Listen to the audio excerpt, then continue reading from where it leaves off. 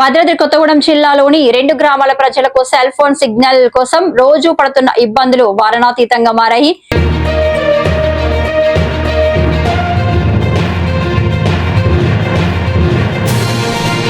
Phone మాట్లాడాలన్నా, photo దిగాలన్నా 2 గ్రామాల మధ్యలో ఉన్న ఒకే ఒక్క ప్రాంతానికి వెళ్లాల్సిన దుస్థితి నెలకొంది.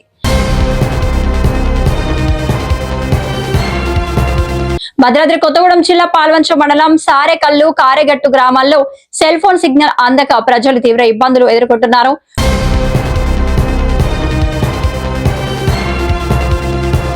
ఫోన్ లో మాట్లాడాలన్నా, వీడియో కాల్ చేయాలన్నా, ప్రభుత్వ యాప్లలో హాజరు నమోదు చేయాలన్నా 2 గ్రామాల మధ్యలో ఉన్న ముత్యాలమ్మ బోర్డు ప్రాంతానికి వెళ్లాల్సిందే.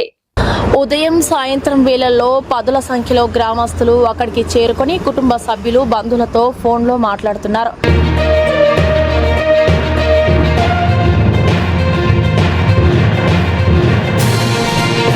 రైతులు యూరియా బుకింగ్ చేయాలన్నా, ఐసిడిఎస్ సిబ్బంది, ఉపాధ్యాయులు ఫేస్ రికగ్నిషన్ హాజరు నమోదు చేయాలన్నా, అధికారులు నిర్వహించే జూమ్ సమావేశాల్లో పాల్గొనాలన్నా ముత్యాలమ్మ బోర్డుకే వెళ్లాల్సిన పరిస్థితి ఉంది.